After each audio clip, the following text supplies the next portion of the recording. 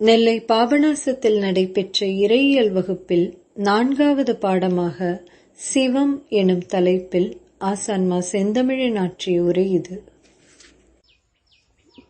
மனித சிந்தனையுடைய அறிவு ஒரு தொடக்கமாகவும் மூலத்தை உணர்ந்து கொள்வதற்கான ஒரு வாயிலாகவும் இருக்கிறது என்று குறிப்பிட்டோம். இந்த அறிவு சிந்தனையில் நிகழும் ஒரு நெடும் பயணத்தை, உணர்வின் ஆழத்தை எட்டுவதற்கு ஒரு தொடக்கம் மட்டுமே என்பதையும்,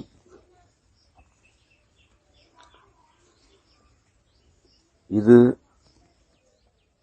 ஆழத்தில் எது உள்ளதோ, எது ஆழமாகவே உள்ளதோ அதனை அறிந்து கொள்ள வாய்ப்பற்றது என்பதையும் முதலில் ஏற்றுக்கொள்ள வேண்டும். அதுவும் ஒரு ஒப்படைப்பு தான். இறையை புரிந்து கொள்வதிலும் இறை பற்றிய கருத்துக்களை விளங்கிக் கொள்வதிலும் உள்ள மிக பெரும் தடை, என்னால் இதை அறிந்து கொள்ள இயலும் என்ற நம்பிக்கைதான்.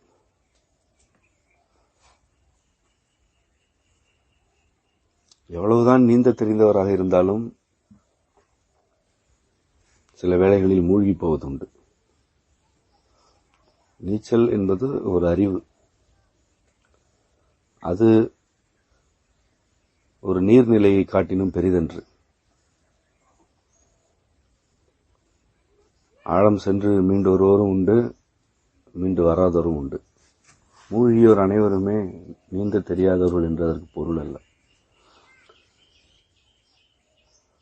எல்லா அறிவு நிலைகளுமே ஆழத்தை நோக்கிய பயணத்தை தொடங்கி வைப்பனவே அன்றி அவையே ஆழத்தை எட்டுவதற்கு கருவிகளோ துணையானவையோ அல்ல. இதை ஏற்றுக்கொண்டால்தான் அறியாமை என்ற அருள் கிடைக்கிறது. அறியாமை ஒரு பேரருள், அறிவு ஒரு பெருந்தடை. அறிவு எதற்கு ஆகும் என்றால், உணர்ச்சிகளில் நிலை பெற்ற வாழ்க்கைக்கும் நடைமுறைகளுக்கும் இருத்தலை தக்கவைத்துக் கொள்வதற்கான சில தேவைகளை நிறைவேற்றிக் கொள்வதற்கும், தேவைகளுக்கு அப்பால் எவற்றையாவது அடைய வேண்டும் என்ற ஆசைகளுக்கும் அறிவு தேவை. ஒரு பரப்பை அளப்பதற்கு அளவுகோல் தேவை. ஆனால் அளவுகோல் அந்த பரப்பு ஆகிவிடாது.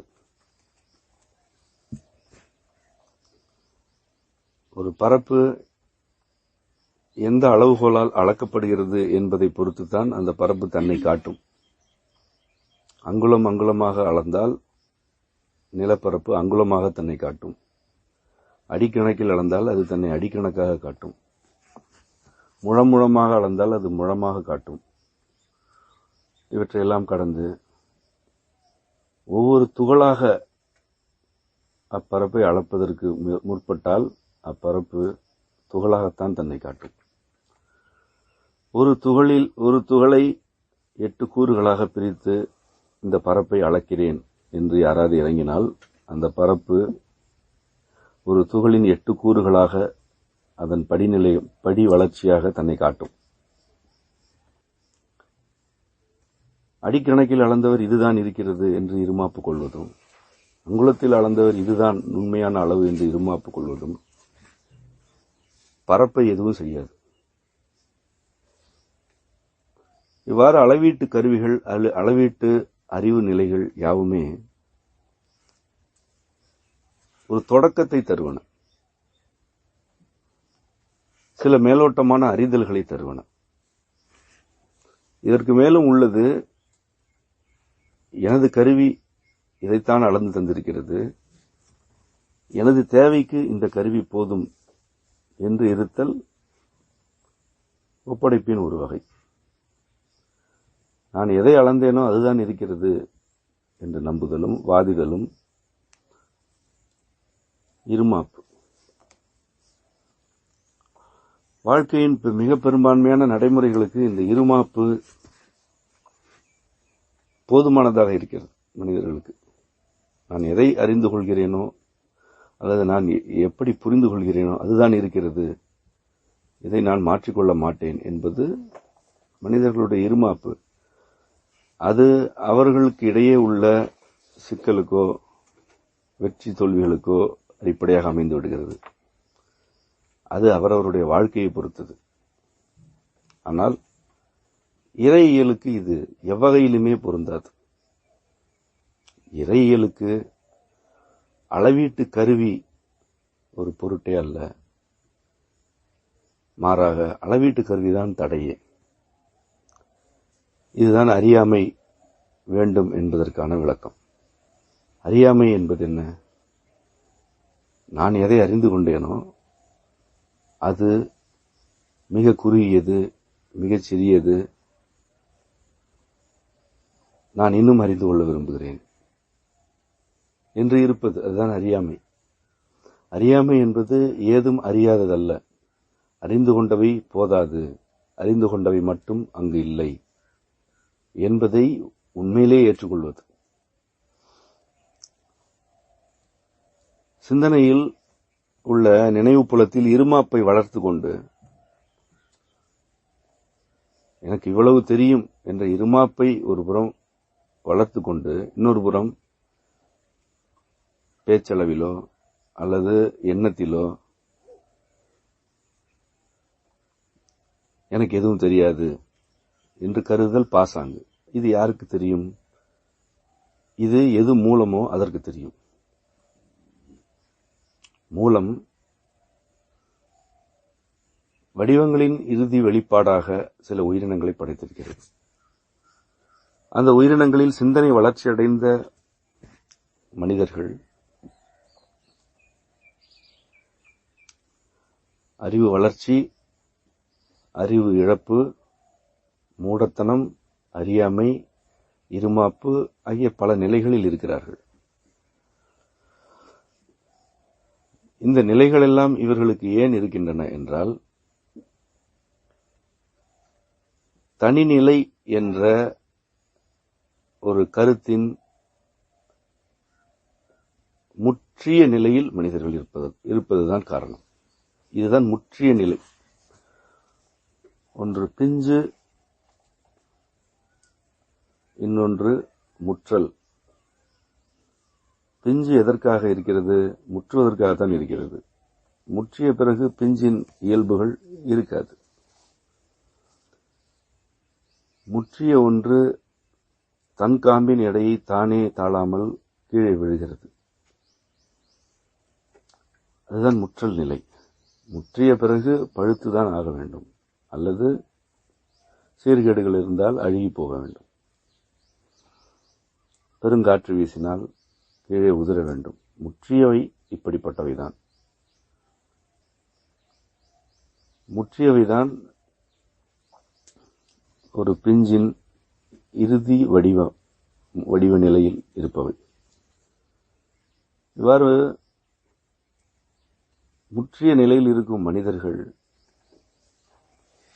சில குணங்களுக்கு ஆட்படுகிறார்கள். அதுவும் இயல்பானதே. அவ்வாறான குணங்களும் படைத்தவரால் வழங்கப்படுவனவே. அவை ஏன் வழங்கப்படுகின்றன? நீ தனி என்பதற்காக இவ்வளவு நெடுங்காலம் பயணித்து வந்திருக்கிறாய். இவ்வளவு படிநிலை வளர்ச்சிகளை அடைந்திருக்கிறாய். யாவும் யாமே என்று இருந்தோம். நீயோ நான் தனி என புறப்பட்டாய். நீ தனி என்று இருந்தாலும் உன்னுடைய எல்லா படிநிலைகளிலும் கருத்தாக நான் இருந்து கொண்டே இருந்தேன். இப்பொழுது நீ ஒரு முற்றிய நிலையை அடைந்திருக்கிறாய். இந்த முற்றிய நிலையில் நான், எனது, எனக்காக, என்னால் என்ற கருத்துகள் வளர்ச்சி அடைந்திருக்கின்றன. இவையெல்லாம் முற்றிவிட்டன.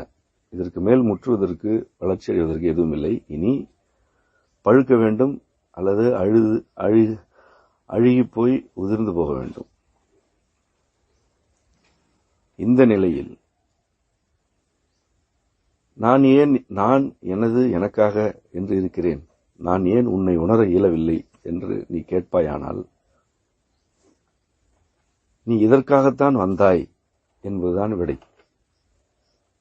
நீ மூலத்திலிருந்து வெளிப்பட்டதே நான் எனது, என்னால், எனக்காக என்பதை எட்டுவதற்காகத்தானே. இதை எட்ட வேண்டாம் என்று இருந்தால் யாவும் யாமே என்றே இருந்திருப்போமே. ஆகவே நான் ஏன் இப்படி இருமாப்போடு இருக்கிறேன் என்ற குற்ற உணர்ச்சி உனக்கு தேவையில்லை. நீ இதை அடைவதற்காகத்தான் புறப்பட்டு வந்தாய், இதை நீ அடைந்து விட்டாய். இப்பொழுது இதில் நிற்கப் போகிறாயா, இதை பற்றிக் கொண்டிருக்கப் போகிறாயா, அல்லது இதிலிருந்து விலகி விடுபட்டு மீண்டும் மூலத்தை நோக்கி வரப்போகிறாயா என்பதுதான் மனித உயிரின கூட்டத்திற்கு சிவம் உரைக்கும் செய்தி. இது சினத்தினால் எழும் கருத்தல்ல. சிவத்திற்கு சினமே இல்லை. கருத்துகள் அது சினம் கொண்டது போல் இருக்கும், அதற்கு சினம் இல்லை. ஏனென்றால் சிவம் உணர்ச்சிகள் அற்றது. உணர்ச்சிகள் அற்றது என்றால் உணர்ச்சிகளுக்கெல்லாம் முந்தைய நிலை எதுவோ அதுவே சிவம்.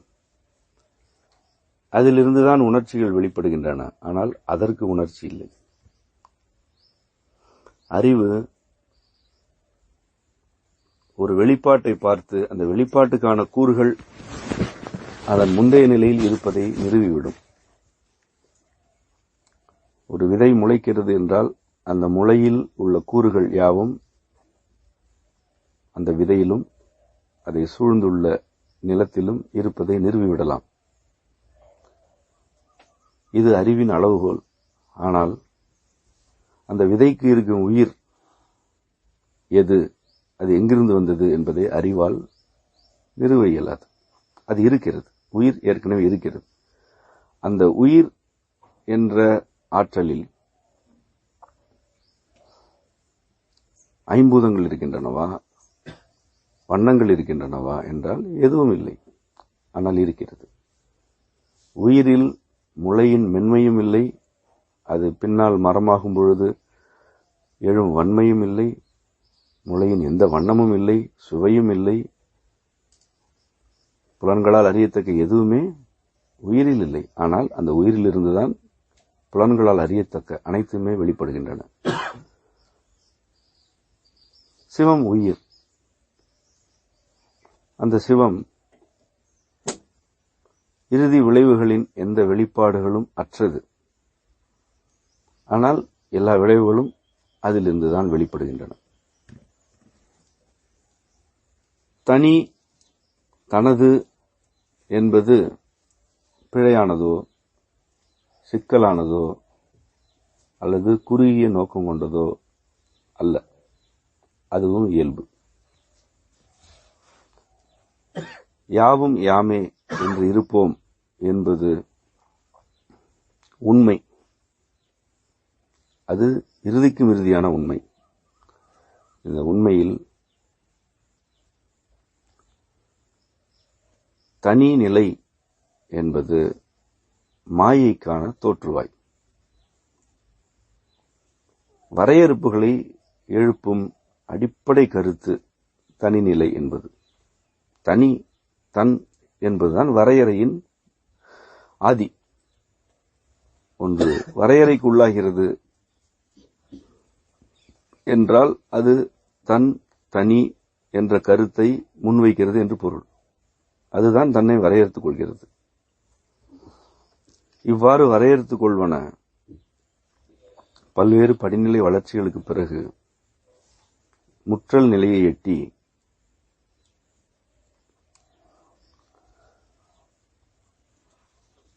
சிந்தனை என்ற ஒரு பேரருளின் வழியாக எனது முந்தைய நிலை எது, நான் எங்கிருந்து வந்திருக்கிறேன் என்ற கேள்வியை எழுப்பும் பொழுதுதான் சிவம் வாரி அணைத்து தன்னுடைய மடியில் இருத்திக் கொள்கிறது. அந்த கேள்வியை எப்படி எழுப்ப வேண்டும்? ஒரு குழந்தை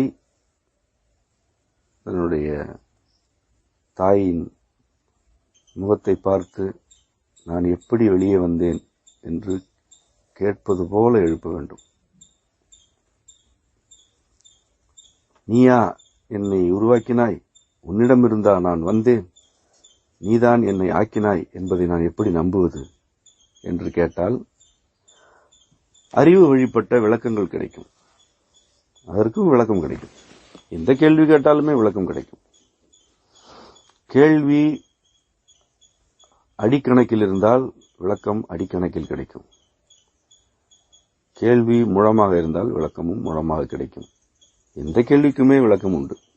ஆனால் நீ எதை கேட்கிறாய்? எனக்கு எதுவும் தெரியவில்லை, நான் எவற்றையெல்லாம் அறிந்து கொண்டிருக்கிறேனோ அவை உன்னை நோக்கியவையாக இல்லை. ஆகவே நான் இன்னும் அந்த கேள்வி எழுப்புகிறேன். நான் எங்கிருந்து வந்திருக்கிறேன்? இவையெல்லாம் எப்படி நிகழ்கின்றன? நான் யார் என்ற கேள்வியை இந்த அறிவை புறந்தள்ளிய நிலையிலிருந்து எழுப்பிக் கொண்டே இருக்கையில்தான் சிவம் தன்னை வெளிப்படுத்துகிறது. அப்பொழுது மட்டும்தான் சிவம் தன்னை அறிவிக்கிறது. அந்த அறிவிப்பினை தான் நாம் உணர்தல் அல்லது உணர்த்தல் என்கிறோம். அதுதான் குழந்தை நிலை.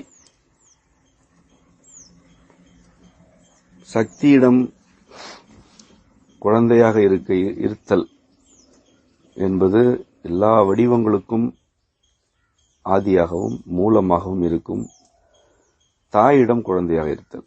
அவ்வாறு தாயிடம் குழந்தையாக இருக்கையில் உணர்ச்சிகளால் அமையும் யாவுமே கிடைக்கும். தாய் யாவற்றையும் வழங்குவாள். அவளே உணவை செரிக்கிறாள், அவளே உணர்ச்சிகளை வழங்குகிறாள், அவளே இந்த வடிவத்தை தக்க வைக்கிறாள். இவை யாவுமே கிடைக்கும். இந்த வாழ்க்கையை வாழ்வதற்கு பொருத்தமான அனைத்தையும் அவள் வழங்குவாள். ஒரு காட்சியை காணும் பொழுது அந்த காட்சியை பற்றிய புரிதல்களை அவள் வழங்குவாள். மாயையின் எல்லா நிலைகளையும் அன்னையே அறிவுறுத்தி விடுவாள், அன்னையே உணர்த்தி விடுவாள். ஏனென்றால் மாயையே அன்னைதான் மாயை. இந்த மாயைகளுக்கெல்லாம் அப்பால் உள்ள சிவத்தை உணர்ந்து கொள்வதற்கோ அல்லது அதை பற்றி புரிந்து கொள்வதற்கோ தாயிடம் காட்டும் உணர்ச்சிகள் எவ்வகையிலும் துணையாக இருக்காது. அன்னை உணர்ச்சியின் ஆதி மூலம், சிவம் உணர்ச்சிகளே இல்லாத யாவற்றுக்கும் மூலம். இங்குதான் அறியாமை தேவைப்படுகிறது. அறியாமை தேவைப்படுகிறது என்பதை விட இங்குதான் அறியாமை என்ற உண்மையை ஏற்க வேண்டிய நிலை வருகிறது. மனிதர்கள் சூழலை புரிந்து கொள்வதும் அறிந்து கொள்வதும் அதில் உள்ள நுட்பங்களை கண்டறிவதும் அந்த நுட்பங்களால் சில கருவிகளை செய்து கொள்ளுதலும் சக்தியின் அருளால் அவள் வடிவங்களை பற்றி யாவற்றையும் உரைப்பாள். உணர்ச்சிகளின் வழியாக, அறிவு படிநிலைகள் வழியாக அவள் அறிவித்துக் கொண்டே இருப்பாள்.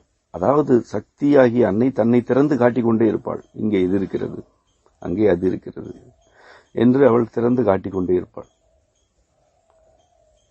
மனிதர்கள் இவற்றையெல்லாம் ஒரு தாய் தன் குழந்தைக்கு வழங்குவன என்று ஏற்றுக்கொண்டால் சுரண்டாமல் இருப்பார்கள். தாய் நமக்கு வழங்குகிறாள், குழந்தையாகிய நமக்கு தாய் இவற்றை வழங்குகிறாள், இவற்றையெல்லாம் நமக்கு காட்டுகிறாள், இவற்றையெல்லாம் கற்றுத்தருகிறாள். இவ்வளவு உணர்ச்சிகளை அவள் அளிக்கிறாள். இந்த உணர்ச்சிகள் வழியாக நமக்கு மகிழ்ச்சி அளிக்கிறாள், இன்பமாக நம்மை வாழச் செய்கிறாள் என்பதை ஏற்றுக்கொண்டால் அந்த தாயை துன்புறுத்த மாட்டார்கள். அந்த தாயின் கூறுகளை, அந்த தாயின் அங்கங்களை, உறுப்புகளை அவர்கள் சுரண்ட மாட்டார்கள். இங்குள்ள சீர்மையை கெடுக்க மாட்டார்கள். இங்குள்ள ஒழுங்குகளை குலைக்க மாட்டார்கள். மனித அறிவு என்ன செய்கிறது என்றால், இவையெல்லாம் எனது கண்டறிதல்கள், நான் இவற்றையெல்லாம் கண்டறிந்தேன், என்னுடைய அறிவின் வெற்றி இது என்று மட்டும் அதை புரிந்து கொண்டு வடிவங்களை சிதைக்கிறார்கள். ஒருவரை ஒருவர் சுரண்டிக் கொள்கிறார்கள். இயற்கையின் உறுப்புகளை, சூழலின் அங்கங்களை நடுங்கச் செய்கிறார்கள். இந்த நிலையில்தான் இந்த ஒழுங்குகளை நிலைநாட்டுவதற்காக ஊழி ஏவப்படுகிறது. இதனால்தான் ஊழியை அன்னை ஏவுகிறாள் என்று நாம் எப்பொழுதுமே கூறி வந்திருக்கிறோம். ஊழியை சிவம் ஏவாது. சிவத்திற்கு இந்த உணர்ச்சிகளே இல்லை. ஒரு மலையை சிதைத்தாலும் சிவம் பொருட்படுத்தாது. ஏனென்றால் சிவத்திற்கு மலை என்ற ஒரு வடிவமே இல்லை. மலையை நீ எதுவாக ஆக்கினாலும் அது நானே என்று அது இருக்கும். அந்த கருத்து மாற்றமே அடையாது. அது அப்படித்தான். ஆனால் மலைகள் உடைகின்றன, உயிரினங்கள் நடுங்குகின்றன எனும்பொழுது அன்னைதான் உணர்ச்சிகளின் உச்சத்திற்கு செல்கிறாள். அதுதான் ஊழி, அதுதான் புவி ஊழி, அதுதான் ஒரு மனிதர் உடலில் ஏவப்படும் நோய் எனும் ஊழி, அதுதான் உணர்ச்சிகள் எனும் ஊழி, அதுதான் நிம்மதியின்மை எனும் ஊழி. எல்லாமே அதுதான். நீ நல்லிணக்கத்திற்கு மாறாக இருந்தால் உன் மீது ஊழி ஏவப்படும்.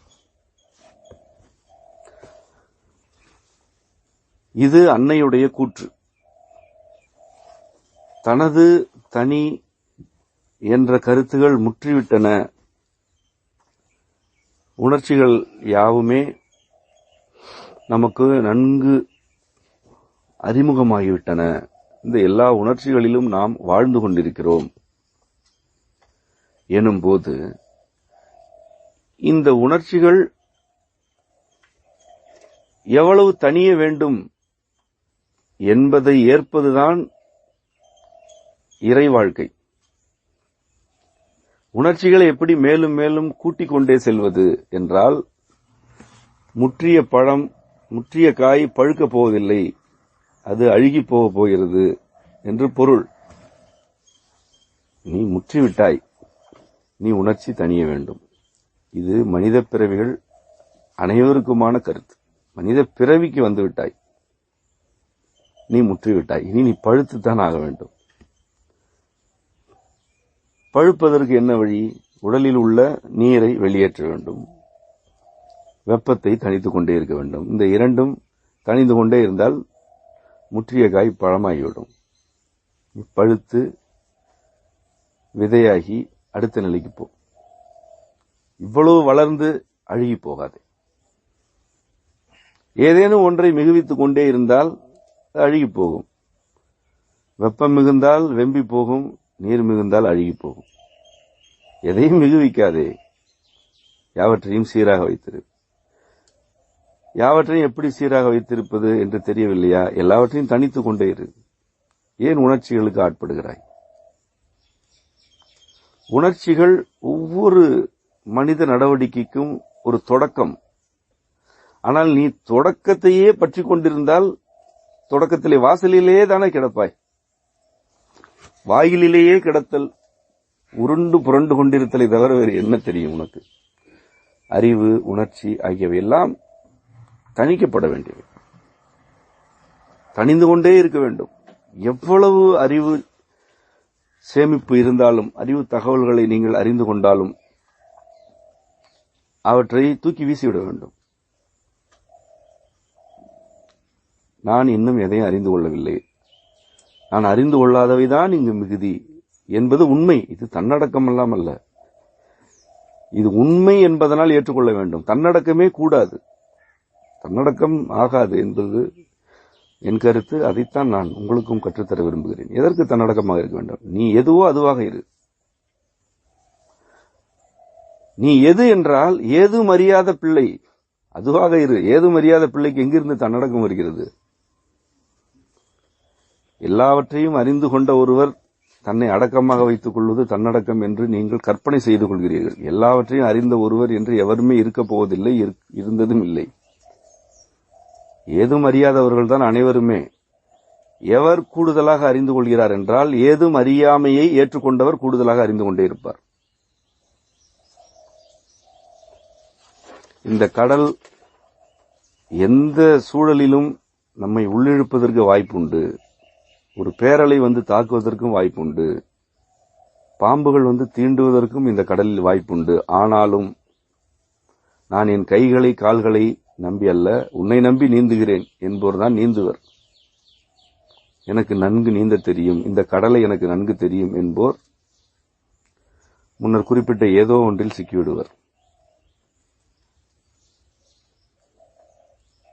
கடலை வணங்கிவிட்டு உள்ளே செல்பவர்கள்தான் பன்னெடுங்காலமாக கடலில் வாழ்ந்து கொண்டிருப்போர்.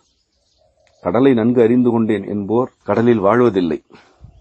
கடலை சுரண்டுவார்கள் அல்லது கடலால் அழிக்கப்படுவார்கள். இதுதான் நிகழும். இணைந்தே வாழ்வது எப்படி, இயைந்தே வாழ்வது எப்படி என்றால், நான் அறிந்து கொண்டவை குறைவு, நான் அறியாதவைதான் மிகுதி என்பதை ஏற்றுக்கொள்ளுதல், அப்படியே ஏற்றுக்கொள்ளுதல். உணர்ச்சிகளை தணிக்கையில் சிவமாகிய மூலம் நம்மை அரவணைக்கிறது. ஏனென்றால் உணர்ச்சிகள் தணியும் போதுதான் தன்னிலை தனிநிலை என்ற வேறுபாடு மறையத் தொடங்குகிறது. உணர்ச்சி எழுச்சி கொள்கையில் என்ன நிகழ்கிறது? நான், எனது, எனக்காக, என்னால் என்பவை வளர்ச்சி அடைந்து உச்சத்தை தொடுகின்றன. வேறு வேறாகிறீர்கள். ஒரு மரம் வேறு, நான் வேறு. ஆடு வேறு, நான் வேறு. அருகில் இருக்கும் மனிதர் வேறு, நான் வேறு என்ற நிலை இறுக்கமடைகிறது. இந்த நிலைகள் எல்லாம் மாயையின் விளைவுகள். இவையெல்லாம் வேண்டும் என்பதற்காகத்தான் மாயை இருக்கிறது. நீ வேறு, அந்த உயிரினம் வேறுதான். நீ வேறு, அருகில் இருக்கும் மனிதர் வேறுதான். ஆனால் இந்த மாயை உனக்கு எதற்காக வழங்கப்பட்டது? நீ ஒரு தனி உயிராக, ஒரு தனி வடிவமாக யாவற்றையும் விளங்கிக் கொள்வதற்காகவும் உன்னை நீயே அறிந்து கொள்வதற்காகவும் தான் மாயை வழங்கப்பட்டது.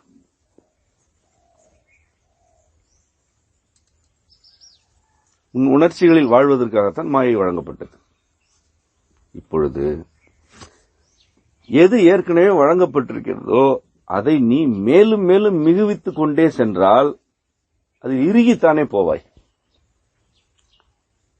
அதற்கு மாறாக அதனை நீ தனித்துக் கொண்டே இருந்தால் உன்னுடைய உண்மை நிலையை நோக்கி அல்லவா நீ பயணிப்பாய். நீ உண்மையை நோக்கி பயணிக்க வேண்டும், உண்மையை நோக்கி திரும்பி வர வேண்டும். இந்த உடலில் வாழும் வரை, இந்த உடலில் இருக்கும் வரை உண்மையில் கலப்பதற்கு வாய்ப்பே இல்லை. உடல் என்பதே உண்மைக்கு மாறானதுதான். நோக்கமற்ற சொற்கள் உண்மையானவை, நோக்கமற்ற செயல்கள் உண்மையானவை. உடல் என்று வரும்பொழுதே அதற்கு ஒரு கட்டமைப்பு இருக்கும் பொழுதே அதற்கு நோக்கம் இருக்கிறது. ஆகவே உடலே உண்மைக்கு மாறானதுதான். இப்படி உண்மைக்கு மாறான உடலில் இருக்கையில் உண்மையை நோக்கி திரும்ப வேண்டும் என்பது என்ன? இந்த உடலின் அறிவு, உடலின் உணர்ச்சி ஆகியவற்றை தனித்துக் கொண்டே இருத்தல். சிவத்தின் இயக்கத்தை சக்தி தனித்துதான் யாவும் தனித்தனி என்றாள். சிவம் இயக்கத்தில் உச்சமாக இருக்கிறது. அதனை அன்னையாகிய அருள் சக்தி தணிக்கிறாள். இந்த உச்சம் வேண்டாம் என்று அவள் தனித்தாள், தனித்துக் கொண்டே இருக்கிறாள். அதுதான் தனித்தனி என்று ஆனது. இப்பொழுது சக்தி உச்சமடைந்து விட்டாள். வடிவங்கள் முதிர்ச்சி அடைந்து விட்டன. எப்பொழுது சிந்தனை என்ற ஒரு பெரும் புலம் அமைந்து விட்டதோ அப்பொழுதே உச்ச நிலையை அடைந்து விட்டீர்கள் என்று பொருள். சக்தி உச்சமடைந்து விட்ட நிலைதான் மனித சிந்தனை. இனி என்ன செய்ய வேண்டும்? இதனை சிவம் தான் தணிக்க வேண்டும். இதனை சிவம் தணிக்குமா? சிவம் தணிக்காது. சிவம் அப்படியே தான் இருக்கும். இதை யார் தணிக்க வேண்டும்? எவள் சிவத்தை தணித்தாளோ அவள்தான் தன்னையும் தணித்துக் கொள்ள வேண்டும்.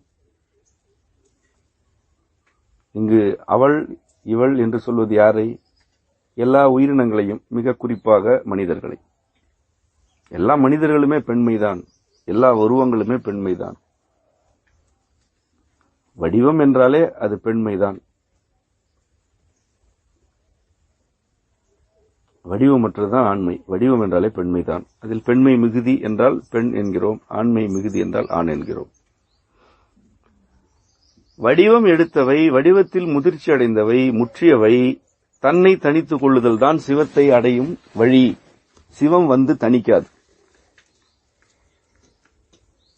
அதுதானே சிவம்.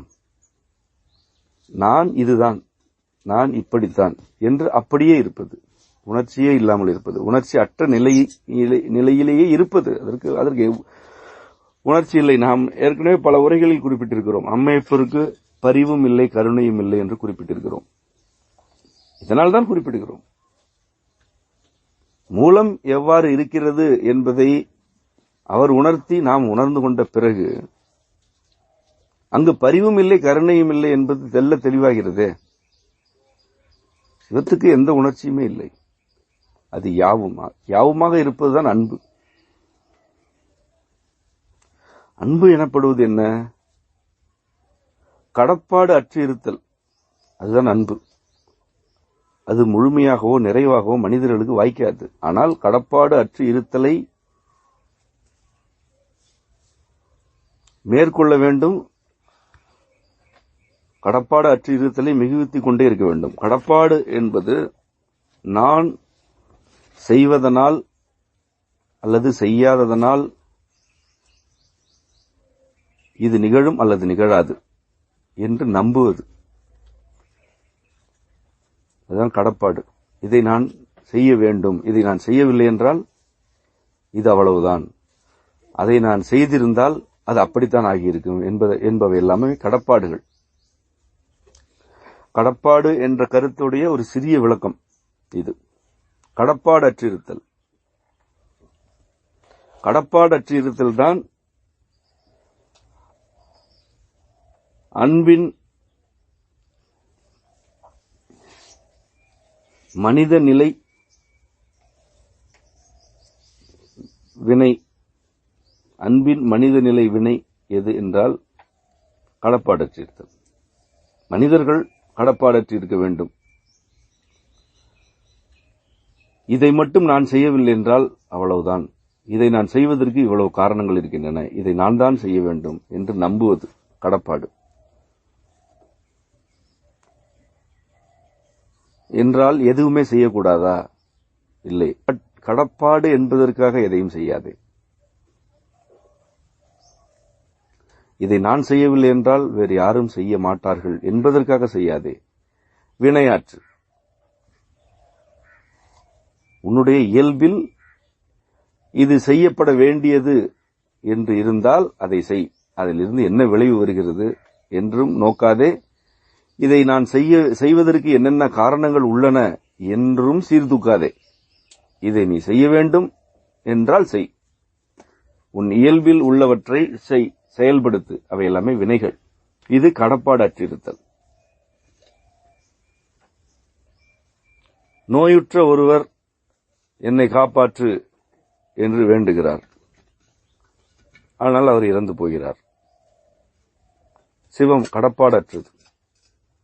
வேண்டிவிட்டாரே, காப்பாற்ற வேண்டுமே என்ற அக்கறையே அதற்கு இல்லை. அது கடப்பாடற்றது. நான் தான் காக்க வேண்டும் என்று அது கருதாது.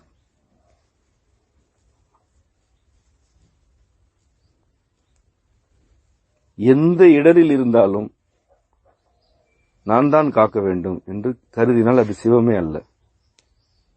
அது மனித உணர்ச்சி.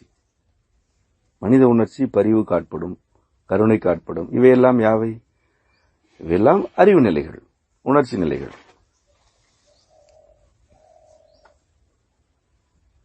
ஒரு நோயுற்ற இன்னொருவர் என்னை காப்பாற்று என்று வேண்டுகிறார்.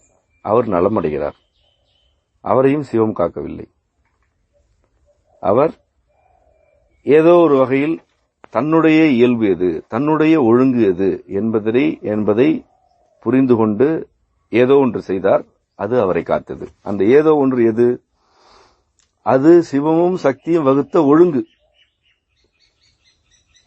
அந்த ஒழுங்கு சில மருந்துகளாக இருக்கலாம், அவருடைய மன உணர்ச்சி தனிந்த நிலையாக இருக்கலாம்,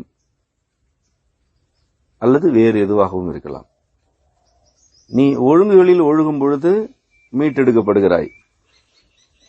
ஒழுங்குகளிலிருந்து வழுவி சென்று காப்பாற்று என கதறும் பொழுது எது நிகழ வேண்டுமோ அது நிகழட்டும் என்று ஒதுக்கப்படுகிறாய். அவ்வளவுதான். இதுதான் கடப்பாடற்ற தன்மை. இதனால்தான் ஏன் இவ்வளவு துன்பங்கள் இருக்கின்றன? இறைவன் என்று ஒருவன் இருந்தால் இவ்வளவு துன்பங்கள் இருக்குமா என்ற கேள்விகள் எழுந்து கொண்டே இருக்கின்றன. இதற்கும் சிவமோ சக்தியோ எந்த விளக்கமும் தராது.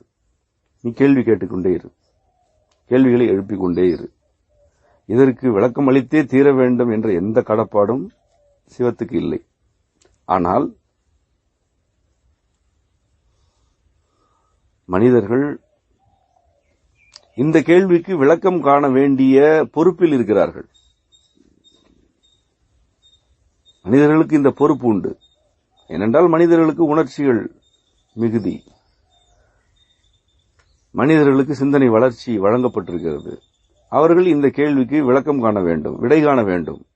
அந்த விளக்கத்தையோ விடையோ வெளிப்படுத்தி வழிநடத்த வேண்டும். இனி இந்த கேள்வி கேட்காதே, இந்த கேள்வி எழும் நிலைக்கு உன்னை நீ தள்ளிக் கொள்ளாதே என்று அறிவுறுத்த வேண்டும். அது மனித பொறுப்பு. நீ இயல்பில் ஒழுகி இருக்கும் பொழுது நீ மீட்டெடுக்கப்படுகிறாய். இங்கு எல்லாமே கட்டமைப்புகள், இங்கு எல்லாமே ஒழுங்குகள். இந்த ஒழுங்கிற்குள் நீ எது வேண்டுமானாலும் செய்யலாம். ஒழுங்கிற்கு வெளியே எதை செய்தாலும் நீ சிதைக்கப்படுவாய். இதை உன்னால் திருத்தவோ மாற்றவோ இயலாது. ஏனென்றால் உன்னுடைய உணர்ச்சிகள் இவற்றை படைக்கவில்லை. அன்னையின் பேரருள், சிவத்தின் அன்பு இவற்றை படைத்திருக்கிறது. நீ இறுதி வெளிப்பாடு. நீ முற்றிய நிலையில் உள்ள ஓர் உணர்ச்சி, ஓர் அறிவு. நீயே தனிந்து மூலத்தை நோக்கி வர வேண்டும் என்பது ஒழுங்கு. ஆனால் நீ, நான் தனிய மாட்டேன், நான் குதிப்பேன், கூத்தாடுவேன், உச்சத்தில் ஏறுவேன், கீழே விழுவேன், ஆனால் தூக்க வேண்டும் என்கிறாய். தூக்குவதற்கு யாரும் இல்லை. இதுதான் உண்மை. யார் யாரை தூக்குகிறார்கள்? தூக்கவில்லை என்றால் இறைவன் இல்லை, தூக்கினால் இறைவன் உண்டா? உன்னையே 10 முறை தூக்கி இருக்கிறான், 11வது முறை தூக்கவில்லை என்றால் இருந்தவன் இல்லாமல் போய்விட்டானா? ஒழுங்குகள் இயல்புகளை காத்திருக்கின்றன. ஒழுங்குகள்தான் கட்டமைப்புகளை காக்கின்றன. படைத்தல், காத்தல், அருளல், மறைத்தல், அழித்தல் ஆகிய தொழில்களில் படைக்கப்பட்டவற்றை ஒழுங்குகளே காக்கின்றன. இவ்வாறு காக்கப்பட்ட ஒழுங்குகளை பற்றிய அறிவையும் புரிதல்களையும் ஒரு நிலைக்கு பிறகு உணர்தல்களையும் வழங்குவது அருளல். எவ்வளவுதான் அருள் கிடைத்தாலும் வழங்கப்படாதவை எண்ணற்றவையாக உள்ளன. அது மறைத்தல். நீ முற்றினால், தணிந்தால் மீண்டும் மூலத்தில் ஒடுங்குதலும் அருளலே. மாறாக இவற்றையெல்லாம் புரிந்து கொள்ளாமலோ அல்லது புரிந்து கொள்ள விரும்பாமலோ உன்னுடைய உணர்ச்சியே பெரிது என்று இருந்தால் அழித்தல் நிகழும். இதுதான் 5 தொழில்களுக்கான ஒரு வகை விளக்கம். இங்கு சிவத்தை புரிந்து கொள்ள வேண்டும் என்றால் அதற்கு அறிவு துணையாக இருக்காது. சக்தியை புரிந்து கொள்ள வேண்டும் என்றால் அதற்கு வேண்டுதல் துணையாக இருக்காது. சிவத்தை புரிந்து கொள்ள வேண்டுமென்றால் எப்பொழுதுமே குழந்தையாக இருப்பதை தவிர எந்த வழியும் இல்லை. எப்பொழுதுமே குழந்தையாக இருப்பது தன்னடக்கம் அல்ல, உண்மை. நான் இவ்வளவு தெரிந்திருந்தும் சிவமே உனக்கு பணிகிறேன் என்று சொன்னால் அங்குதான் இருக்கும். ஆனால் அது தன்னை காட்டிக்கொள்ளாது. அதுதான் அங்கு இருக்கும். ஆனால் அது அப்படியே இருக்கும், காட்டிக்கொள்ளாது. நீ உன்னுடைய இந்த முற்றிய நிலையில் இருந்து எதை கருதுகிறாய் என்பது கூடவா அதற்கு தெரியாது. நீ என்ன கருதி கொண்டு உன்னுடைய சிந்தனையில் எந்த கருத்தை முன்வைக்கிறாய் என்று அதுக்கு தெரியாது. அதுதானே சிந்தனையே. அந்த சிந்தனையில் இருந்து கிளைத்தெழுந்த ஒரு துரும்பு நீ. இதை நீ ஏன் ஏற்க மறுக்கிறாய்? உணர்ச்சிகளால் உந்தப்பட்டு இதை ஏற்க மறுக்கிறாய். என்னதான் இருந்தாலும் என்னுடைய வாழ்க்கை இப்படிப்பட்டது, என்னதான் இருந்தாலும் நான் பாவம், என்னதான் இருந்தாலும் நான் ஒரு பெரிய அறிவாளி என்றெல்லாம் நீ கருதுகையில் அதற்கு எந்த தண்டனையும் இல்லை. சிவம் தண்டிக்காது. அது ஒருத்தலும் இல்லை. உணர்ச்சி வயப்பட்ட மனிதர்களை அரவணைத்தலும் இல்லை. அது எதுவுமே செய்யாது. அது அப்படியே தான் இருக்கும். அப்படியே இருக்கும் சிவத்துள் நீதான் ஒன்ற வேண்டும், நீதான் போய் கலக்க வேண்டும். அப்படி கலப்பதற்கு என்ன வழி? இந்த உண்மையை ஏற்பது. சிந்தனை வழியாக நான் வளர்ச்சி அடைந்து விட்டேன், நான் ஒரு முற்றிய நிலையில் உள்ள பிறவி, இனி நான் என்னை தனித்துக் கொள்கிறேன் என்றால் தனித்துக் கொண்டு எங்கே செல்வாய்? ஒரு படி தனித்தால் சிவத்தின் ஒரு மடியில் இறங்குகிறாய், இரண்டாவது படி தனித்தால் சிவத்தின் இரண்டாவது மடிக்கு செல்கிறாய். உன்னுடைய 8 படிகளையும் நீ தனித்துக் கொண்டாய் என்றால் மூலத்திற்கு சென்று விட்டாய். அவ்வளவுதானே. நீ ஏறி வந்தாய், இப்பொழுது இறங்கி செல்ல வேண்டும். அவ்வளவுதான். எது கீழே இருக்கிறதோ அது மேலே வராது. ஏறிய நீதான் கீழே இறங்க வேண்டும். நீ 8வது படியின் மீது ஏறி நின்று கொண்டு இந்த குழி ஏன் மேலே வரவில்லை என்று கேட்டால் என்ன செய்வது? இடித்துத்தான் தள்ள வேண்டும். இடித்து தள்ளினால் அப்பொழுதும் அது மேலே வராது. அது நீதான் கீழே விழுந்தாய். இதுதான் தனித்து, தன்னை தனித்து சிவத்தை அறிந்து கொள்வதற்கு, சிவத்தை நோக்கி பயணிப்பதற்கான கருத்து. இவை எல்லாமே மந்திரங்கள். இவைதான் மந்திரம். தனித்துக்கொள், உணர்ச்சிகளை தனித்துக்கொள் என்பவையெல்லாம் மந்திரங்கள். உணர்ச்சிகளை தனித்தல் என்பது என்ன? விட்டுக் கொடுப்பது, தன்னைத்தானே குறுக்கிக் கொள்வது, தன்னைத்தானே தண்டித்துக் கொள்வது அல்ல. இங்குதான் சிக்கல் எழுகிறது. இயல்பாக உணர்ச்சி தணிய வேண்டும் என்று நாம் கூறுகிறோம்.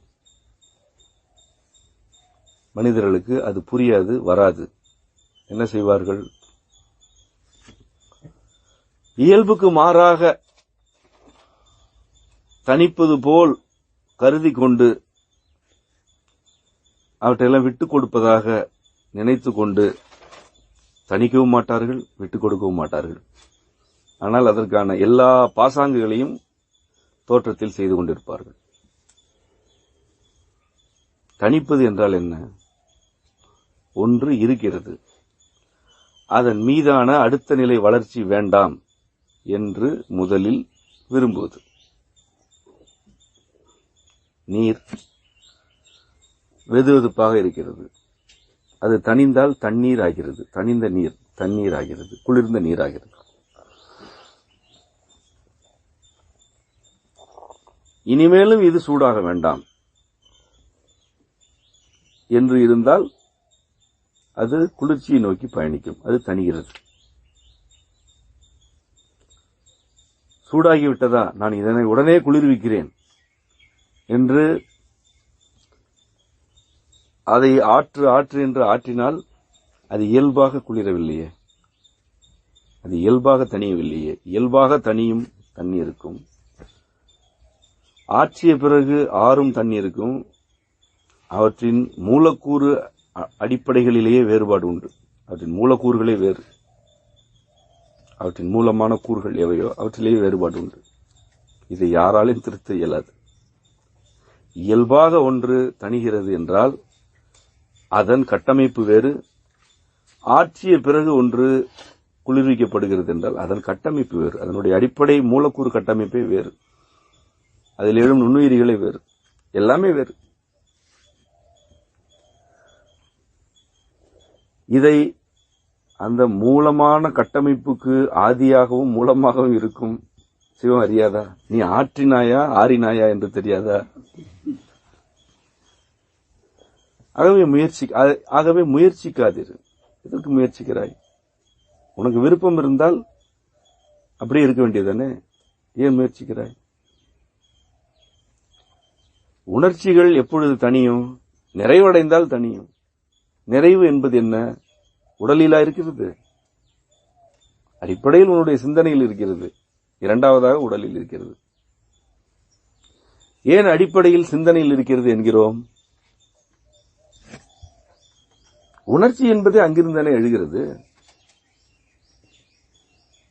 உணர்ச்சி உடல் வழியாக வெளிப்படுகிறது, உடலில் இருந்தா எழுகிறது.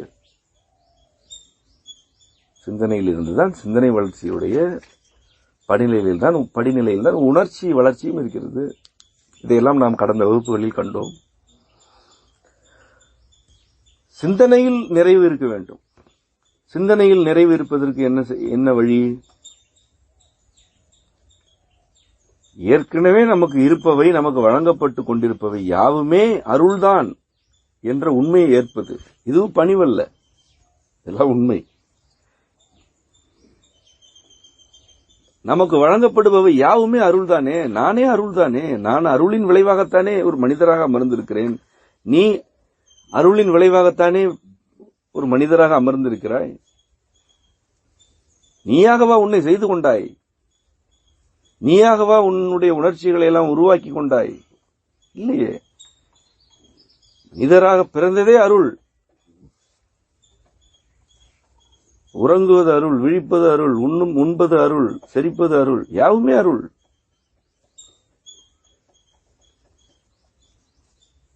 இவ்வாறு அருளே வடிவமாக இருக்கையில் நான் என்னுடைய இயல்புகளின்படி வாழ்ந்துவிட்டு மறைவேன் என்று விரும்பினால் நிறைவு கட்டும். இயல்பின்படி வாழ்வதற்கு எந்த தடையும் யாருக்கும் எந்த சூழலிலும் இருப்பதே இல்லை. சிக்கல் எழுகிறது என்றால் இயல்புக்கு மாறான ஏதோ ஒன்றை செய்ய முற்படுகையிலோ அல்லது சூழலில் உள்ளவர்கள் அவ்வாறு செய்வதற்கு ஆட்படுகையிலோ சிக்கல் எழும். உன்னுடைய இயல்பு எதுவோ அதில் ஒழுகு என்று கூறுவது எப்படிப்பட்ட என்ன விளக்கத்திற்கானது என்றால், நீ ஒரு தனி பிறவியாக உன்னை ஏற்றுக்கொள். இறுதிக்கும் இறுதியாக நீ தனி. உன்னுடைய மூலமே நீ தனி என்பதிலிருந்துதான் தொடங்கியது. இதனை ஏற்றுக்கொள். இதை மறுதலிக்காதே. நீதான் உன் உணர்ச்சிகளுக்கு பொறுப்பு. நீதான் உன் சிந்தனை வளர்ச்சிக்கு பொறுப்பு. நீ மட்டும்தான் உன் உடலுக்கு பொறுப்பு. இதை ஏற்றுக்கொள். இந்த பொறுப்பை பிறர் மீது சுமத்துகையில் நீ இயல்புக்கு மாறாக நடந்து கொள்கிறாய். இயல்பு உனக்கு வழங்கப்பட்டதா அல்லது உன்னோடு இருப்பவர்களுக்கு வழங்கப்பட்டதா? உன் இயல்பு உனக்கு வழங்கப்பட்டது. இதனை ஏற்றுக்கொள். இதனையே ஏற்றுக்கொள்ள மறுக்கிறாய் என்றால் உனக்கும் இறை வழிக்கு எந்த தொடர்பும் இல்லை. இப்பொழுது இல்லை, ஏதோ ஒரு பிறவியில் நிகழலாம். இது ஒரு அடிப்படை உண்மை. நீதான் உனக்கு பொறுப்பு. உன் இயல்புகள் உன் பொறுப்புகளுக்காக வழங்கப்பட்டவை. இதை ஏற்றுக்கொண்டால் உறக்கமின்மை, பசியின்மை இவையெல்லாம் இருக்காது. உனக்கு பொறுப்பு இருக்கிறது. உன்னுடைய உடல் என்னும் கட்டமைப்பின் ஒழுங்கை நீ காக்க வேண்டுமல்லவா? உன் கட்டமைப்பு சிதைவதற்கு நீ எப்பொழுதும் பிறரையே காரணமாக்குகிறாயே. நீ அடிப்படை உண்மையை ஏற்கவில்லை. அடிப்படை உண்மை எதுவோ அதையே மறுத்துவிட்டு இறையியலை எப்படி புரிந்து கொள்வாய்? இறையியல் என்பது நீ கேட்கும் பொழுதெல்லாம் கேட்டவற்றெல்லாம் வழங்கும் சில சக்தி மிகுந்த ஆன்மீகவாதிகளை பற்றியதே அல்ல. கருணையற்ற, பரிவற்ற, பாசமற்ற சிவத்தை பற்றியது.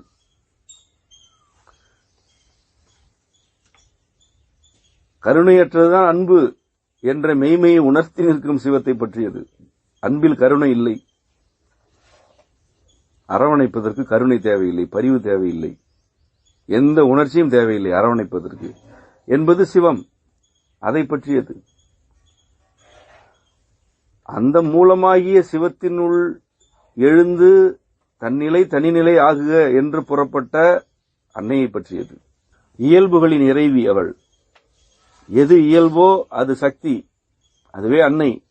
அந்த இயல்புகளை அவள் விட்டுத்தர மாட்டாள். அந்த இயல்புகளை அவளிடமிருந்து பிறந்த குழந்தையாகிய நீ சிதைத்தால் உன்னையும் அவள் சிதைப்பாள்.